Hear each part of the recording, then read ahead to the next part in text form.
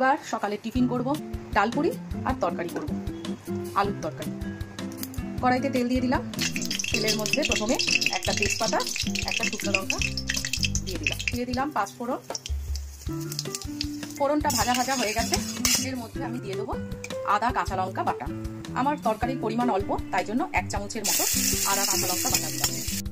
আদা কাঁচা ভাবটা চলে গেলে আমি এর মধ্যে দিয়ে দেবো হিং, পরিমাণ মতো হিং দেবো।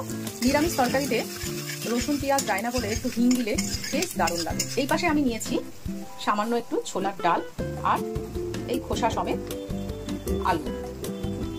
এই যে এবারে আমি আলুটাকে আর ডালটাকে দিয়ে দেবো। এর মধ্যে দিয়ে দিলাম পরিমাণ মতো নুন আর সামান্য হলুদ। গ্যাসের ফ্লেমটাকে আমি লো করে দিয়ে এটাকে একটু ঢেকে দেবো, তাতে আমার ভাজাও হবে আর একটু আলুগুলো ভালো মতো সেদ্ধ হয়ে যাবে। আর ছোলার ডালটা খুব সুন্দর করে ভাজা হয়ে গেছে, দেখি একবার। হ্যাঁ, বেশ খানিকটা নরম হয়ে গেছে। এবার আমি এর মধ্যে জল দিয়ে দেবো। লো ফ্লেমে রেখে দিয়েছি আর এটাকে আমি এবার ঢাকা দিয়ে দেবো। ঢাকা দিয়ে দিলাম, তরকারিটা হতে থাক। তরকারির আরও অনেক কিছু বাকি আছে, ততক্ষণ আর তরকারিটা ফুটতে থাক। আমি এর পাশে ময়দাটা মেখে নেবো। আমি কিন্তু আজকে ডালপুরির জন্য শুধু ময়দা নেবো না, 1 চামচ এইরকম 1 হাতা আটা নেবো, ময়দা নেবো। এই যে 1 হাতা আর 2 হাতা, এতেই আমার হয়ে যাবে।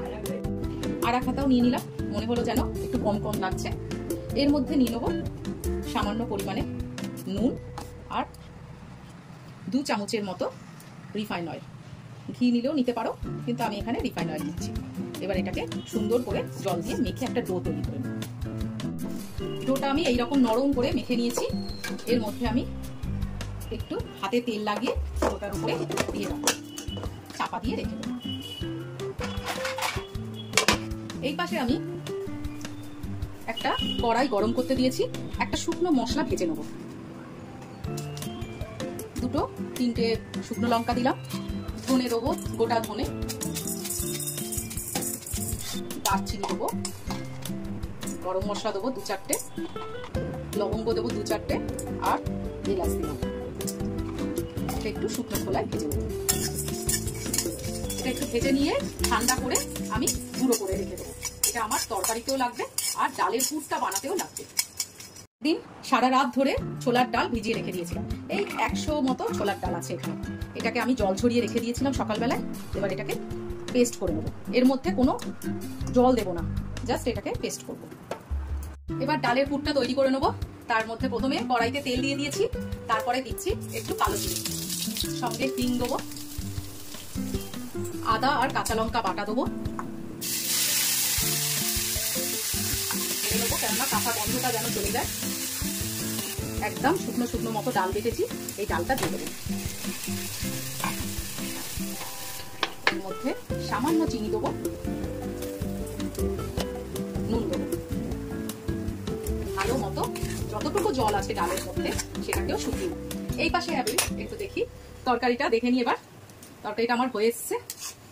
এবারে জাস্ট আলু আর ছোলার ডালটাকে একটু ঘেটে ঘেটে দেবো খুন্তি দিয়ে, তাতে তরকারিটা খেতে আরো বেশি স্বাদ হবে। মিষ্টির দোকানে রসগোল্লার রস দেয়, আমার কাছে ওই রসগোল্লার রস বাবা এখন নেই, তাই একটু চিনি দিচ্ছি, কারণ এটা একটু মিষ্টি মিষ্টি লাগে। এবারে আমার তরকারি শেষ। লাস্টে এই যে ভাজা মশলা বলেছিলাম না তরকারি আর ডাল দুটোতেই লাগবে, এই তরকারির মধ্যে আমি ভাজা মশলাটা দিয়ে দিলাম। এটাই একটা আলাদা টেস্ট তৈরি করে তরকারির। ডালটা আমার মোটামুটি হয়ে এসছে। এর মধ্যে আমি ভাজা মশলাটা এবার দিয়ে দেবো। হিঙের না একটা সুন্দর গন্ধ বেরোচ্ছে, সে হিং না দিলে ভালো লাগে না। এই দেখো ডোটা কতটা নরম হয়েছে। যে কোনো লুচি, কচুরি, পরোটা এইসবের করার সময় না যদি ময়দার সঙ্গে অল্প পরিমাণে আটা নিয়ে নাও, তাহলে এই শক্ত ভাব, অনেকে বলে না যে আমার পরোটা শক্ত হয়ে যাচ্ছে, লুচি শক্ত হয়ে যায়, সেই জিনিসটা আর হবে না, অনেকক্ষণ ধরে নরম থাকবে। যাকে এইবারে নেচি কেটে আমি গোল মতো বাটির মতো করে নিলাম। এবার তার মধ্যে পুর ভরে মুখ বন্ধ করে এক একটা করে নেচি করে নেব। আমি আজকে কচুরি নয় ডালপুরিগুলো আমি ময়দা দিয়ে হালকা হাতে বেলবো, যাতে পুরটা না বেরিয়ে যায়।